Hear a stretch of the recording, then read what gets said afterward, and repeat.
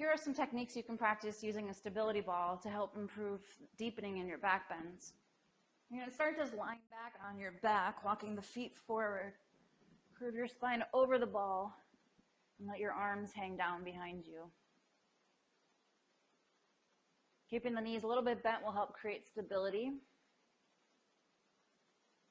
If you eventually are able to straighten the legs, this will create a little more stretch in the hip flexors and the quads.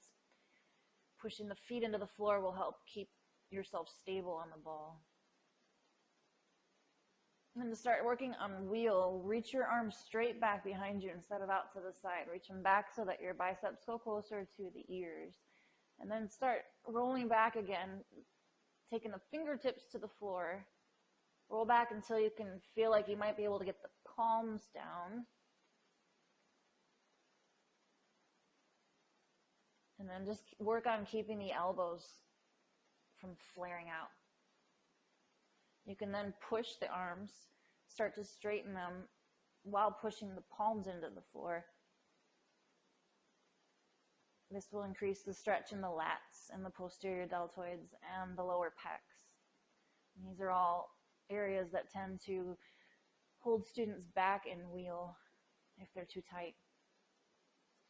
Now, if you're working on poses like Kapotasana or even Virasana, you can take one leg, bend the knee, and bring the top of the foot and the shin to the floor.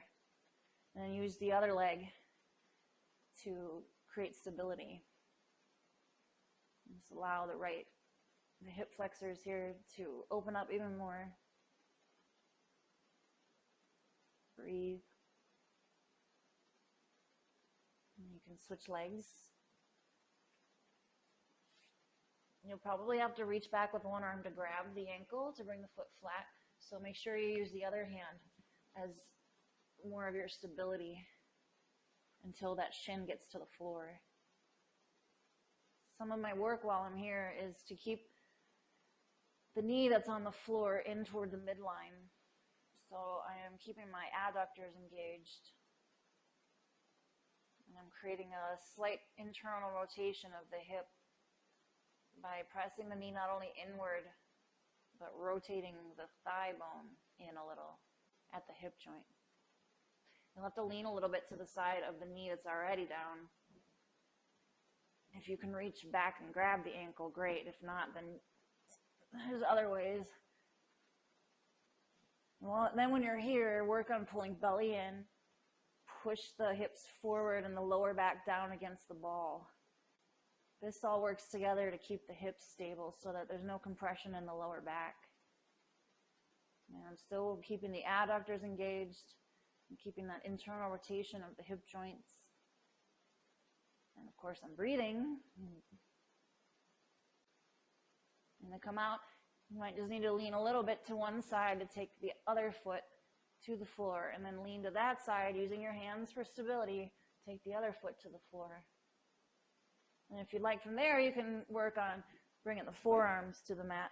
Just roll back enough so you can start to feel your elbows going toward the floor. And you'll probably want to crawl the fingers toward the ball as you're rolling so that the forearms can come down.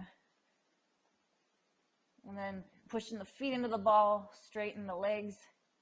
Keep your belly drawing in. Inner thighs engaged. Elbows pressing toward the midlines so they're not flaring out. So there's a little bit of isometric contraction in those muscles.